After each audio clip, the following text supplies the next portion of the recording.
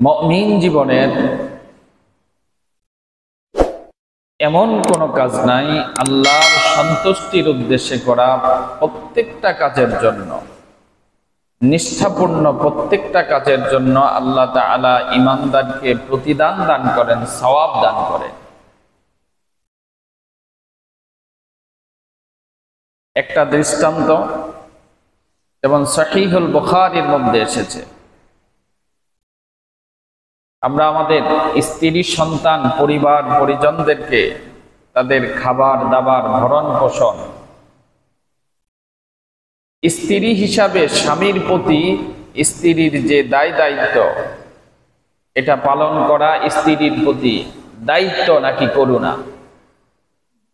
এটা স্বামীর প্রতি দায়িত্ব, স্বামীর কর্তব্য একজন স্ত্রীর সকল চাহিদা পূর্ণ করা। এতদ সত্ত্বেও কেউ যদি ঈমানদার, কোন ঈমানদার ব্যক্তি যদি তার স্ত্রীর ভরণ পোষণ, তার খাবার দাবার সকল কিছু ব্যবস্থাপনা করার সময় এই উদ্দেশ্য মনের মধ্যে নিয়ত রাখে যে আমার স্ত্রীর মাধ্যমে আমি আমার বৈধ জৈবিক চাহিদা পূরণ করি, আমার সন্তান জন্মদান করি, স্ত্রী আমার সংসার ভালো মন্দ দেখাশোনা করে, এই নিয়তে যদি কেউ স্ত্রীর মুখে খাবার তুলে দেয়, সহিহুল বুখারীর মধ্যে এসেছে হাত্তা লকমাতা তারফাউহা ইলা ইমরাআতি, স্ত্রীর মুখে যে খাবারের লোকমা তুলে দেওয়া হয় সেটাও ঈমানদারের জন্য সাদাকা। বলি সুবহানাল্লাহ। আমার আপনার স্ত্রীর মুখে যে খাবারের লোকমা তুলে দেয় এটাও আমার আপনার জন্য কি সাদাকা। এটার জন্য আল্লাহ তাআলা সওয়াব দান করবেন, প্রতিদান দান করবেন। সুবহানাল্লাহ বলবেন না?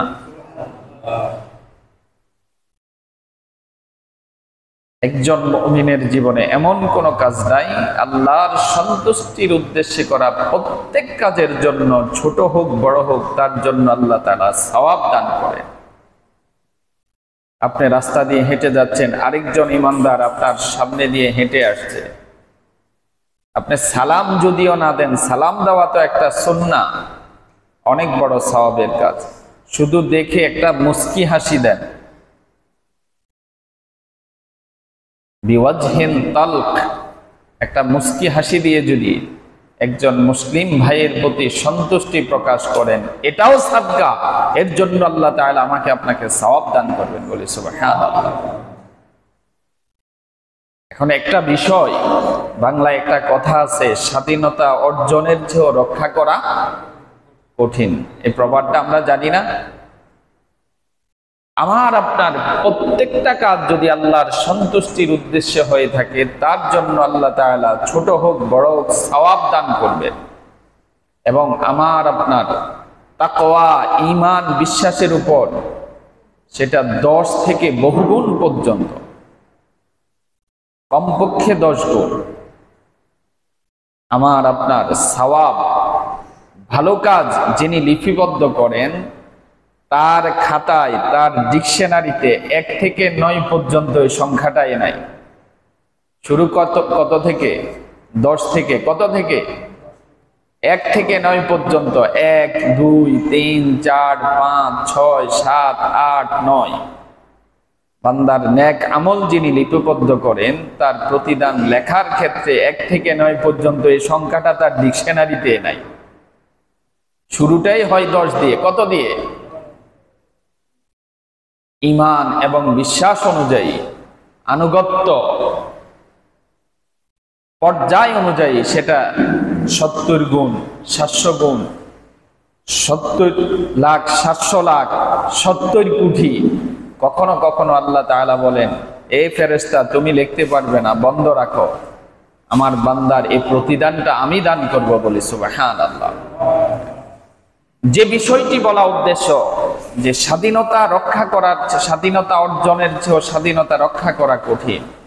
দৈনন্দিন জীবনে দুনিয়ার এত ব্যস্ততা, লোভ, লালসা, এত কিছুর ভিতরে 5 ওয়াক্ত নামাজ সহ যে আমলগুলো করে থাকি, খুব বেশি আমল তো আমরা করার সুযোগ হয় না। সুযোগ আছে আমরা চেষ্টা করি না, আমাদের পক্ষে সম্ভব হয় না দুনিয়াবি ব্যস্ততার কারণে। তদুপরি যতটুকু আমল করি সেটাকে ধরে রাখা, সেটাকে আঁকড়ে ধরা, এটা হচ্ছে জরুরি। কারণ আপনার প্রত্যেকটা কাজের বিনিময়ে নিয়াতের কারণে আল্লাহ তাআলা যেমন সওয়াব দান করেন, এমন কিছু কর্ম আছে যেগুলোর কারণে বান্দার নেক আমলগুলো, ভালো আমলগুলো নিষ্ফল হয়ে যাবে, ব্যর্থ হয়ে যাবে, আল্লাহর কাছে ওই আমলের জন্য প্রতিদান পাবে না। এজন্য আল্লাহ তাআলা ঈমানদারদেরকে লক্ষ্য করে কোরআনের মধ্যে সতর্ক করে দিয়েছেন, ইয়া আইয়ুহাল্লাযীনা আমানু আতিউল্লাহা ওয়া আতিউর রাসূল ওয়া লা তুবতিলু আ'মালাকুম। আল্লাহ তাআলা ঈমানদার নারী পুরুষদেরকে লক্ষ্য করে বলেন, হে ঈমানদার বান্দাগণ, আতিউল্লাহা ওয়া আতিউর রাসূল, তোমরা আনুগত্য করো আল্লাহ এবং তার প্রিয় হাবিব নবী মুহাম্মদুর রাসূলুল্লাহ সাল্লাল্লাহু আলাইহি ওয়াসাল্লাম। এরপর আল্লাহ তাআলা বলছেন, ওয়ালা তুবতিলু আ'মালাকুম। আল্লাহ এবং তার রাসূলের আনুগত্যের পরে তোমরা একটা বিষয় সম্পর্কে সজাগ এবং সতর্ক থাকতে হবে, তোমাদের আমলগুলো যেন নষ্ট না হয়ে যায়, আমলগুলো যেন নিষ্ফল না হয়ে যায়। তাহলে এই আয়াত থেকে প্রমাণিত, বান্দার কর্মের কারণে কখনো কখনো তার আমল নষ্ট হয়ে যায়, তার জন্য আল্লাহ তাআলার কাছে প্রতিদান পাবেন না। কোরআন এবং হাদিসের মধ্যে এই বিষয়ে অসংখ্য বর্ণনা এসেছে। আমরা স্বল্প সময়ে কয়েকটি উল্লেখযোগ্য বিষয় আলোচনা করার চেষ্টা করব। এক নাম্বার হচ্ছে, কেউ যদি ঈমানের সাথে কুফরি করে, ঈমানও আছে, নামাজও পড়ে, রোজাও রাখে, অনেক ভালো কাজ করে, কিন্তু কুফরি করে, ওই ব্যক্তির আমলগুলো নষ্ট হয়ে যায়, বরবাদ হয়ে যায়, নিষ্ফল হয়ে যায়। আল্লাহ রাব্বুল আলামিন ইরশাদ করেন, ওয়ামান ইয়াকফুর বিল ঈমানি ফাকাদ হাবিতা আমালুহু ওয়া হুয়া ফিল আখিরাতি মিনাল খাসিরিন। আল্লাহ তাআলা ঘোষণা করেন, যে ব্যক্তি ঈমানের সাথে কুফরি করে, আল্লাহর প্রতি বিশ্বাস স্থাপন করে, আবার কুফরি মতবাদকে বিশ্বাস করে, তার আমলগুলো নিষ্ফল হয়ে যাবে, ব্যর্থ হয়ে যাবে। কাল কিয়ামতের ময়দানে ওই ব্যক্তি আমলের জন্য আল্লাহর কাছে কোনো প্রতিদান পাবেন না। ওয়া হুয়া ফিল আখিরাতি মিনাল খাসিরিন। এমনকি কাল কিয়ামতের ময়দানে ওই ব্যক্তি ক্ষতিগ্রস্ত বান্দাদের অন্তর্ভুক্ত হয়ে যাবে। নাউযুবিল্লাহ। ঈমানের সাথে কুফরি করার কারণে আমলগুলো নস্যাৎ হয়ে যায়, বিলুপ্ত হয়ে যায়, বাতিল হয়ে যায়, এবং কাল কিয়ামতের ময়দানে ওই ব্যক্তিটা ক্ষতিগ্রস্ত তথা কাফের মুশরিকদের অন্তর্ভুক্ত হতে পারে, বলি নাউযুবিল্লাহ। এখন ঈমানের সাথে কুফরি, এটা কিভাবে সম্ভব বোঝার প্রয়োজন আছে না?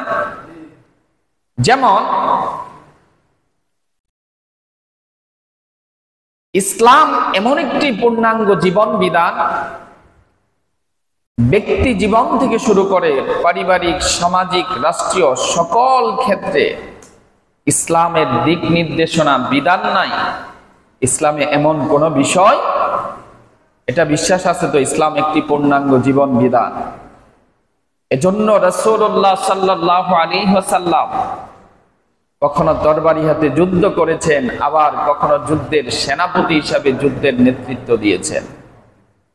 আবার মদিনায় সর্বপ্রথম সংবিধান প্রণয়ন করেছেন, রাষ্ট্র ব্যবস্থা পরিচালনা করেছেন। ঠিক কিনা বলে? তাহলে ইসলামের মধ্যে রাষ্ট্র ব্যবস্থা, রাষ্ট্রীয় যে বিধিবিধান তথা খেলাফা, এটি ইসলামের একটি মৌলিক অংশ। কিন্তু কেউ যদি মনে করে এই ক্ষেত্রে আমরা দুই ধরনের কুফরিতে আমরা লিপ্ত। একটি হচ্ছে কিছু কিছু মুসলমানের বিশ্বাসে হচ্ছে যে ইসলাম এটা হচ্ছে নামাজ রোজা এই সমস্ত ধর্মীয় কার্যাবলী সম্পাদনের নাম, কি দরকার আছে ইসলাম নিয়ে রাজনীতি করার, বলে না আমাদের কিছু লোক। যদি পৃথিবীতে রাষ্ট্র ব্যবস্থা বলে কিছু থাকে তাহলে অবশ্যই ইসলামের মধ্যে সেটা আছে। আর যদি রাষ্ট্র ব্যবস্থা বলে কিছু নাই, মানব জীবনের প্রয়োজন আছে এমন কোন বিষয় যেটা মানুষের জীবনে প্রয়োজন, ইসলামে নাই এমন কোন বিষয় নাই।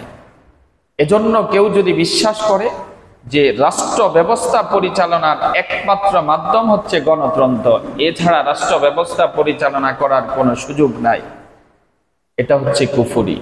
এটা হচ্ছে কি? কারণ ইসলাম রাষ্ট্র পরিচালনার জন্য খিলাফা এই ব্যবস্থা প্রণয়ন করেছেন। একটা রাষ্ট্র পরিচালনা করার জন্য যতগুলো মূলনীতি সেটা কোরআন এবং হাদিসের মধ্যে বর্ণিত হয়েছে, ঠিক কিনা বলে? এজন্য কেউ যদি গণতন্ত্রটাকেই রাষ্ট্র ব্যবস্থার একমাত্র রাষ্ট্র পরিচালনার একমাত্র হাতিয়ার মনে করে, ওই লোকটা ইমানদার হলেও তার ইমানের সাথে সে কুফরি মতবাদকে বিশ্বাস করে। আবার যদি কেউ মনে করে যে ইসলাম কি দরকার আছে, এটা মানুষের নামাজ কলমা নামাজ রোজা হজ যাকাত এগুলা করবে, এগুলা নিয়ে রাজনীতি করার দরকার আছে কি, এটাও আরেক ধরনের কুফরি। তাহলে ইসলামকে খাটো করা হলো, ইসলামকে অপূর্ণাঙ্গ করা হলো, ঠিক কিনা বলেন? এজন্য গণতন্ত্র বিশ্বাস করা, গণতন্ত্রটাকেই একমাত্র রাষ্ট্র ব্যবস্থার মূলনীতি মনে করা, এটা হচ্ছে ঈমানের সাথে কুফরির একটা দৃষ্টান্ত, ঠিক কিনা বলেন?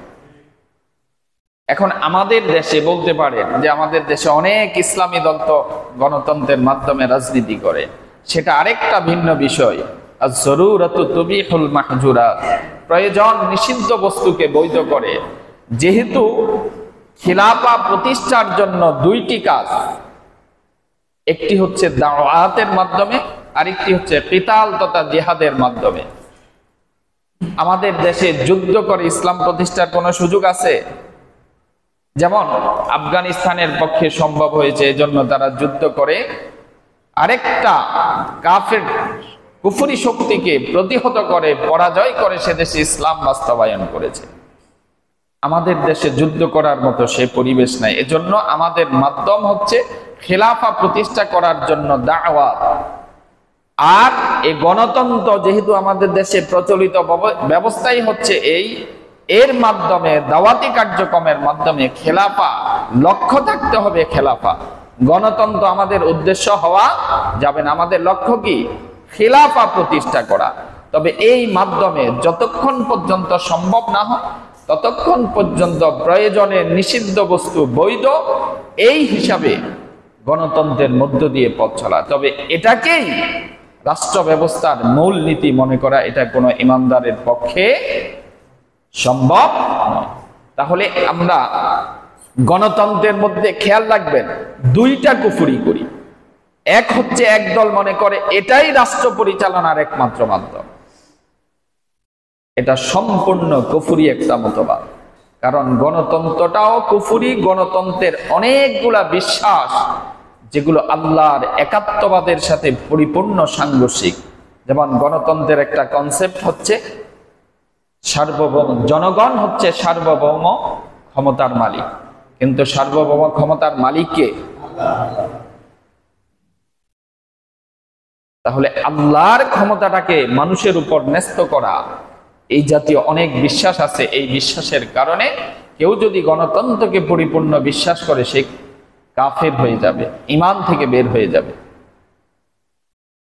তাহলে ঈমানের সাথে যে ব্যক্তি কুফরি করে, ওমান ইয়াকফুর বিল ঈমান ফাকাদ হাবিতা আমালু, ঈমানের সাথে যদি কেউ কুফরি করে, কোন কুফরি মতবাদকে বিশ্বাস করে, তার আমলগুলোকে আল্লাহ তাআলা বরবাদ করে দেন, ধ্বংস করে দেন, নষ্ট করে দেন। কাল কিয়ামতের ময়দানে নেক আমলের জন্য প্রতিদান পাওয়া যাবে না। ঈমানের সাথে কি করা যাবে না? কুফরি করা যাবে না। তাহলে এক নাম্বার হচ্ছে ঈমানের সাথে কুফরি করা আমল নষ্ট করার অন্যতম একটা মাধ্যম। দুই নাম্বার হচ্ছে কোন ইমানদার ব্যক্তি ঈমান আছে কিন্তু আল্লাহ তাআলার কোন বিধানকে অপছন্দ করে। আল্লাহ রাব্বুল আলামিন ইরশাদ করেন, ওয়াল্লাযীনা কাফারু ফাতা'সাল লাহুম ওয়া আযাল্লা আ'মালাহুম যালিকা বিআন্নাহুম কারিহু ফাআহবাতা আ'মালাহুম। আল্লাহ রাব্বুল আলামিন ইরশাদ করেন, যারা কুফরি করে তাদের জন্য রয়েছে দুর্ভোগ দুর্গতি, আল্লাহ তাআলা তাদের আমলগুলোকে নষ্ট করে দিবেন। আর এটা এই জন্য যে আল্লাহ তাআলা তাদের প্রতি যে বিধান, যে আইন অবতীর্ণ করেছেন, তারা সেগুলোকে অপছন্দ করে। এজন্য আল্লাহ তাআলা তাদের আমলগুলোকে নষ্ট করে দেন, ধ্বংস করে দেন। আল্লাহর কোন বিধান, আল্লাহর কোন আইনকে অপছন্দ করার কারণেও আল্লাহ তাআলা বান্দার আমলকে কি করে দেন? নষ্ট। এখন এর দৃষ্টান্ত কি? এর একটা মিসাল, যেমন আমাদের সমাজে কিছু ব্যক্তি আছে সুদকে হালাল করার চেষ্টা করে, বলেন না নাউজুবিল্লাহ। সুদ হারাম এটা ঘোষণা করছে কে? এখন কেউ যদি এই যুক্তি দিয়ে সুদকে, যে আমি টাকা দিয়ে, কেউ দোকানে ব্যবসা করে, মালামাল কিনে ব্যবসা করে, তো আমি তারে টাকা দিছি, সময়ের জন্য আমি কিছু টাকা নিই, এই বলে কেউ যদি সুদকে হালাল করার চেষ্টা করে, তাহলে আম সালা দুইটাই যাবে, ঈমান হারা হয়ে যাবে, বলি নাউজুবিল্লাহ মিন যালিক। কেউ যদি আল্লাহর কোন হালালকে হারাম করে, হারামকে হালাল মনে করে, একটা হচ্ছে কাজটা হারাম, আপনি হারামকে হারাম জেনে যদি করেন, তাহলে এর দ্বারা গুনাহগার হবেন কিন্তু ঈমান হারা হবেন না। হারামকে যদি হারাম জেনে করে, এর দ্বারা আপনি অনেক বড় গুনাহগার হবেন, কিন্তু আপনাকে কাফের বলার সুযোগ নাই। কিন্তু কোন হারামকে যদি হালাল মনে করে, তাহলে ওই লোকটার সাথে সাথে কাফের হয়ে যাবে। এখন আমাদের দেশে কিছু ব্যক্তি আছে সুদ খায়, সুদটাকে হালাল করার চেষ্টা করে, আবার হুজুররা যদি সুদের বিরুদ্ধে কথা বলে ওনার গায়ে আগুন জ্বলে, কি হয়েছে সুদ, এটা আমি টাকা দিয়ে ব্যবসায় না করতেছি, নাউজুবিল্লাহ। সুদের এই হারামটাকে তারা অপছন্দ করে না। অতএব আল্লাহর কোন আইন, কোন বিধানকে কেউ যদি অপছন্দ করে, এর মাধ্যমে আল্লাহ তাআলা আমলকে নষ্ট করে দেন, বাতিল করে দেন, আমলটা প্রতিদান শূন্য হয়ে যাবে, বলি নাউজুবিল্লাহ। তাহলে দুই নাম্বার, ঈমান আছে কিন্তু আল্লাহর কোন বিধানকে কি করা? অপছন্দ। তিন নাম্বার হচ্ছে আল্লাহর কোন নিদর্শনকে অস্বীকার করার মাধ্যমে। আল্লাহ রাব্বুল আলামিন ইরশাদ করেন, ওয়াল্লাযীনা কাযযাবু বিআয়াতিনা ওয়া লিকাইল আখিরাতি হাবিতাত আ'মালুহুম। আল্লাহ রাব্বুল আলামিন ইরশাদ করেন, যে ব্যক্তি আল্লাহর আয়াত সমূহকে, আল্লাহর বিধান সমূহকে মিথ্যা প্রতিপন্ন করে এবং কাল কিয়ামতের ময়দানে পরকালে আল্লাহর সাথে মিলিত হওয়াকে অস্বীকার করে, অবিশ্বাস করে, আল্লাহ তাআলা ওই ব্যক্তির আমলগুলোকে নষ্ট করে দেন।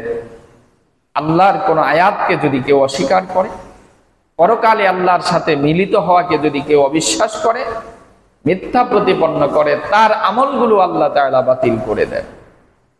যেমন আমাদের দেশে এখন কিছু লোক আছে কবরের আযাব, কবরের শাস্তিকে বিশ্বাস করে না। এটা আল্লাহ তাআলার একটা আয়াত, বিধান, ল, এটাকে অস্বীকার করে।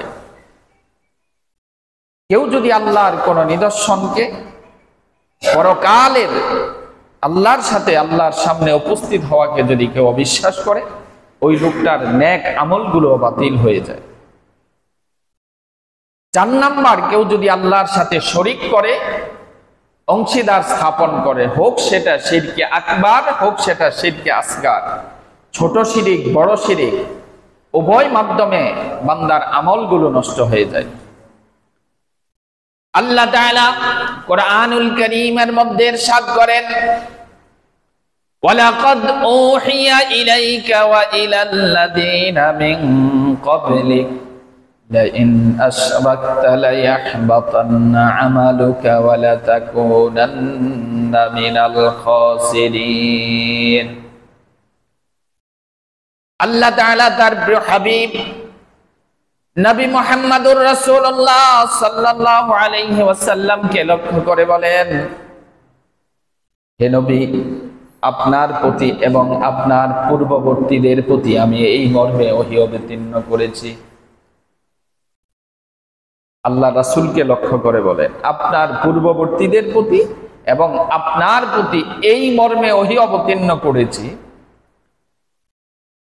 লাইন আশরাকতা লায়াহবাতান্না আমালুক,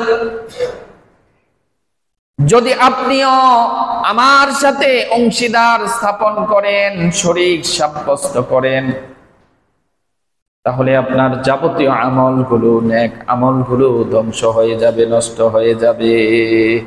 নাউযুবিল্লাহ। আপনার প্রতি ওহী অবতীর্ণ করেছি, আপনার পূর্ববর্তীদের প্রতি একই মেসেজ আমি দিয়েছি। আপনিও যদি আমার সাথে শরীক করেন, আপনার সকল আমল লায়াহবাতান্না, এখানে দুইটা তাকিদ দিয়েছেন, লামে তাকিদ বা নুন তাকিদ। অবশ্যই অবশ্যই নিশ্চিতভাবে আপনার সব আমলগুলো বাতিল হয়ে যাবে। বলি নাউযুবিল্লাহ। তাহলে আল্লাহর সাথে অংশীদার করার মাধ্যমে মানুষের আমল কি হয়ে যায়? নষ্ট হয়ে যায়। যেমন এটা শিরকে আকবার হোক, শিরকে আসগার হোক, আল্লাহ রাসূল বলেছেন, লোক দেখানোর উদ্দেশ্যে যে সমস্ত বান্দারা আমল করে তথা শিরকে আসগার, কিয়ামতের ময়দানে আল্লাহ তাআলা তাদেরকে ভৎসনা করে, তিরস্কার করে ডাক দিবেন। আল্লাহর হাবিব ইরশাদ করেন, যারা দুনিয়াতে মানুষের দৃষ্টি আকর্ষণ করার জন্য নেক আমল করে, দান সাদকা করে, নামাজ পড়ে, ওই সমস্ত ব্যক্তিদেরকে কাল কিয়ামতের ময়দানে আল্লাহ তাআলা ভৎসনা করে ডাক দিবেন, ইয়া মুরাই ইয়া গাদিরু ইয়া ফাজির, হে লোক দেখানো আমলকারী, মানুষের দৃষ্টি আকর্ষণ করার জন্য হে আমলকারী, তুমি নামাজ পড়েছ, তোমাকে মানুষ নামাজি বলবে এই উদ্দেশ্যে, দান সদকা করেছ তোমার প্রভাব প্রতিপত্তি বিস্তার করার জন্য, কিংবা দুনিয়ার কোনো উদ্দেশ্য হাসিল করার জন্য তুমি দান সদকা করেছ, ইয়া গাদির ইয়া ফাজির, তুমি হচ্ছে একটা অবাধ্যচারণকারী, তুমি হচ্ছে পাপিষ্ঠ।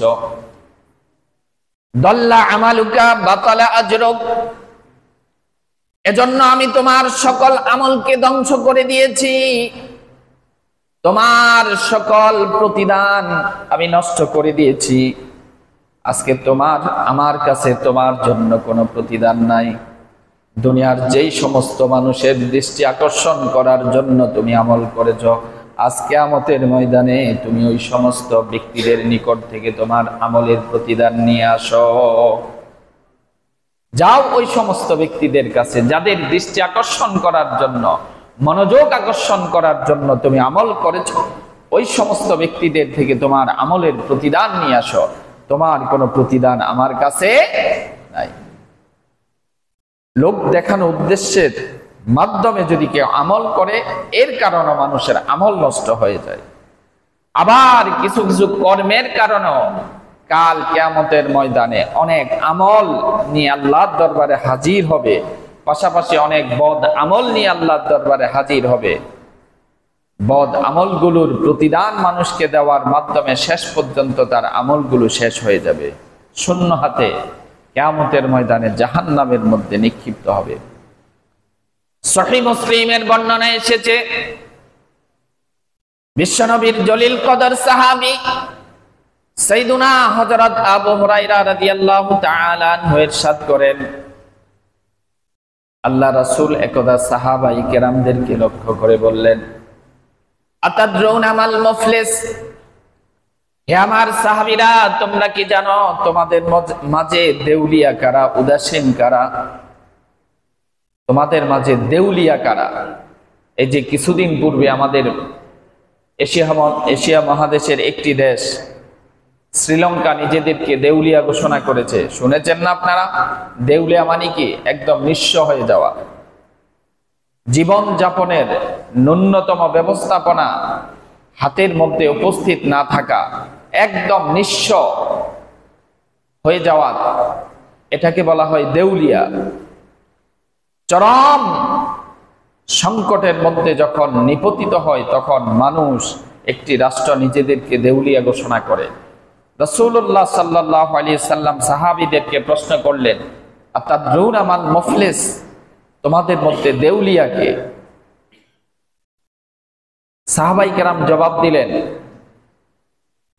আল মুফলিসু ফিনা মান লা দিরহাম লাহু ওয়ালা মাতা। আমাদের মাঝে দেউলিয়া হচ্ছে ওই ব্যক্তি, আমরা তো দেউলিয়া মনে করি ওই ব্যক্তিকে, মান লা দিরহাম লাহু ওয়ালা মাতা, যার কাছে কোনো দিরহাম নাই, কোনো টাকা পয়সা নাই, কোনো বাড়ি গাড়ি অর্থ সম্পদ কিছুই নাই, নিঃস্ব ব্যক্তি যারা, তাদেরকে আমরা দেউলিয়া মনে করি। আল্লাহ রাসূল সাহাবায়ে কেরামদেরকে লক্ষ্য করে বললেন, হে আমার সাহাবীরা, শুনে রাখো, ইন্নাল মুফলিসা মিন উম্মতি ইয়াতি ইয়াউমাল কিয়ামাতি বিসসালাতিন ওয়া সিয়ামিন ওয়া যাকাত। আমার উম্মতের মাঝে দেউলিয়া হচ্ছে ওই ব্যক্তি, কাল কিয়ামতের ময়দানে ইয়াতি বিসসালাতিন ওয়া সিয়ামিন ওয়া যাকাত, অনেক নামাজ নিয়ে, অনেক রোজা নিয়ে, অনেক যাকাত, অনেক দান সদকা নিয়ে আল্লাহর দরবারে উপস্থিত হবে। তার সাথে সাথে এমন কিছু কর্ম নিয়ে কাল কিয়ামতের ময়দানে হাজির হবে। ওয়ায়াতি ক্বাদ শাতামা হাযা ওয়া কাযাফা হাযা, তার জবানে শক্তি ছিল, ক্ষমতা ছিল, তাই মানুষকে সব সময় জবান দিয়ে কষ্ট দিয়েছে, মানুষের নামে মিথ্যা অপবাদ দিয়ে মানুষের ইজ্জত আবরুকে নষ্ট করেছে। ওয়াসাফিকা দামা হাযা, তার ক্ষমতা ছিল তাই রক্তপাত করেছে। ওয়াদারাবা হাযা, মানুষকে অন্যায়ভাবে, অহেতুকভাবে মানুষের গায়ে হাত প্রহার করেছে, হাত চালিয়েছে। নামাজ, রোজা, দান সদকা, এই সমস্ত নেক আমলের পাশাপাশি ওই সমস্ত বদ আমলগুলো নিয়ে আল্লাহর দরবারে উপস্থিত হবে। আল্লাহ তাআলা ওই ব্যক্তিকে হাসরের মধ্যে মাঠে বসিয়ে দুনিয়ায় তার দ্বারা ক্ষতিগ্রস্ত ব্যক্তিদেরকে এক এক করে ডাকবেন, আর তাদের ক্ষতির একটা মূল্য নির্ধারণ করে, সেখানে দেরহাম আর দিনারের যেহেতু কোনো ব্যবস্থা নাই, ওই ক্ষতিকারী জালেম ব্যক্তির নেক আমল থেকে তাদের ক্ষতিপূরণ দিয়ে আল্লাহ তাআলা তাদের পাওনা পরিশোধ করে দিবেন। এভাবে এক এক করে ক্ষতিগ্রস্ত ব্যক্তিদের পাওনা যখন পরিশোধ করতে থাকবেন, এক পর্যায়ে তার দ্বারা ক্ষতিগ্রস্ত ব্যক্তির সংখ্যা দুনিয়াতে এত বেশি হবে, কিছু ব্যক্তির ক্ষতি পূরণ দেওয়ার পর তার নেক আমলগুলো শেষ হয়ে যাবে। অন্যান্য ক্ষতিগ্রস্ত ব্যক্তিরা তখন আল্লাহ তাআলার কাছে আরজ করবেন, ইয়া আল্লাহ, আপনি তো ইনসাফকারী, আপনি কিছু লোকের ক্ষতিপূরণ দিয়েছেন, আমরাও তো তার দ্বারা দুনিয়ায় ক্ষতিগ্রস্ত ব্যক্তি ছিলাম, আমাদের কি প্রতিদান দিবেন? তার তো নেক আমল শেষ। তখন আল্লাহ তাআলা ক্ষতির একটা মূল্য নির্ধারণ করে তাদের বদ আমলগুলো ওই জালেম ব্যক্তির কাঁধের উপর তুলে দিবেন, বলি নাউযুবিল্লাহ মিন যালিক। এভাবে কাল কিয়ামতের ময়দানে দুনিয়ায় এই সমস্ত নেক আমলের পাশাপাশি এই সমস্ত পাপাচারে লিপ্ত ব্যক্তিরা অনেক আমল নিয়ে কাল কিয়ামতের ময়দানে হাজির হবে, কিন্তু আমলগুলো মানুষকে দিয়ে, ক্ষতিপূরণ দিয়ে শেষ পর্যন্ত মানুষের বদ আমল নিয়ে জাহান্নামের মধ্যে নিক্ষিপ্ত হবে, বলি নাউযুবিল্লাহ। অতএব যে বিষয়টি বলা উদ্দেশ্য, ভাই, নেক আমল করা অত্যন্ত কষ্টের কাজ। দুনিয়ার এত ব্যস্ততা, এত লোভ লালসার মাঝে নেক আমল করা অনেক কষ্টের কাজ, কিন্তু যেটুকু আমল করি আমার কোন কর্মের কারণে যাতে আমার আমলগুলো নষ্ট না হয়ে যায় সেই বিষয়ে খেয়াল রাখতে হবে। বিষয়গুলো আরেকবার বলে দিচ্ছি, ঈমানের সাথে কোনো কুফরি করা কুফরি করা যাবে না, কোনো কুফরি মতবাদকে বিশ্বাস করা যাবে না, কোনো কুফরকে সমর্থন করা যাবে না, তাহলে আমল নষ্ট হয়ে যাবে। ঈমান আছে, আল্লাহর কোন বিধানকে অস্বীকার করা যাবে না, অপছন্দ করা যাবে না। ঈমান আছে, আল্লাহর সাথে অংশীদার করা, তাহলে আমল নষ্ট হয়ে যাবে। দুনিয়ার কোন মানুষকে মানুষের সন্তুষ্টি কামনার জন্য কোনো আমল করা যাবে না, তাহলে আপনার নেক আমলগুলো প্রতিদান শূন্য হয়ে যাবে, নষ্ট হয়ে যাবে। আল্লাহ তাআলা আমাদেরকে বোঝার তৌফিক দান করুন।